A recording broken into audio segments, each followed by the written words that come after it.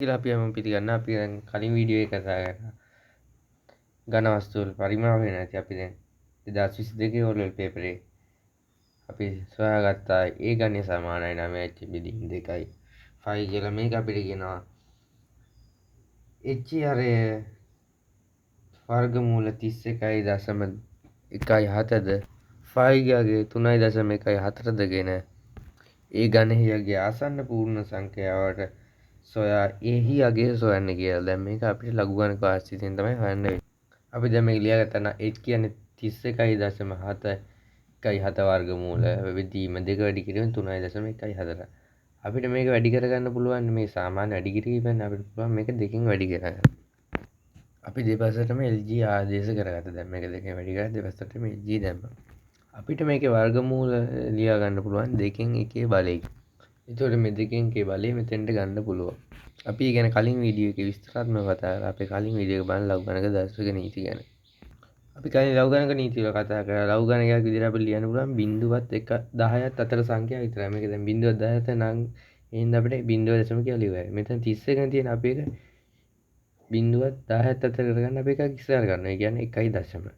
මේකත් 0.10ත් අතර තියෙනවා. එතකොට 0.0. අපි 9 වන්නේ LG 90 බිංදුව. එතකොට අපිට එනවා 95. ඒ කියන්නේ ලඝු ගණක පොතේ වන්නේ 90 බිංදුව වෙනි තීරුවෙන් තමයි වන්නේ 95.42. අපි 3.1යි 1.7 හොයන්නේ 31 1.7. එතකොට අපිට එනවා 49.38. මේක 6.28 එනවා 79 කියලා. දැන් අපි ඉස්සෙල්ලා මේ වරහන් ඇතුලේ තියෙන සුළු කරලා ඊට පස්සේ අරගෙන අඩු කරනවා. අපිට මේක එකතු කරන්න කලින් අපිට මේ පේලියම දෙකෙන් බෙදන්න වෙනවා. දැන් අපි මේ දෙකෙන් බෙදලා මේ දෙක එකතු කරාම වෙන 1.70යි 0.1යි ඒක අඩු කිරීම 0.79යි 79 කියලා.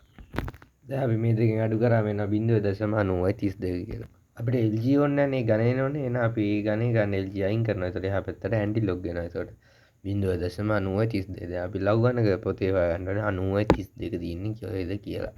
ලඝු ගණක පොතේ තියෙන 8.0.01 අපිට මේ කියන්නේ ආසන්න පූර්ණ සංඛ්‍යාවට හොයන්න කියලා. ඒ කියන්නේ ඒ ගණේ සමානයි අපිට එනවා 8යි කියලා.